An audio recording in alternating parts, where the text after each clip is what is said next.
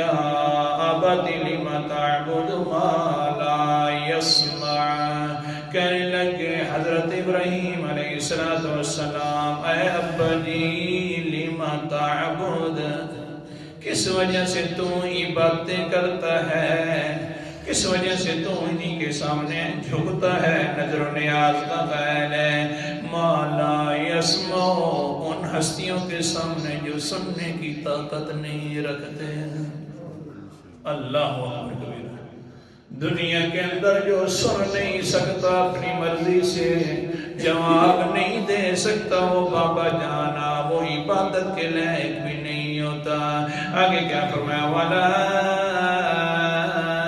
يُبْصِرُ وَلَا يُغْنِي عَنْكَ شَيْئًا. اور بابا جی نہ وہ سن سکتا ہے اور نہ ہی وَلَا يُبْصِرُ، نہ اپنوں کو دیکھ سکتا ہے. تم سجدوں میں پڑے ہوتے ہو تو اوپر والی جو ہستی ہے تمہاری معبود سمجھے ہوئے ہو، وہ دیکھ بھی نہیں سکتے. پھر آگے کیا؟ وَلَا يُغْنِي عَنْكَ شَيْئًا، اور نہ کوئی نفع تجھے دے سکتا ہے. نہ سننے کی صلاحیت انہوں کے اندر موجود ہے، نہ دیکھنے کی صلاحیت موجود ہے، نہ نفع دینے کی صلاحیت موجود ہے.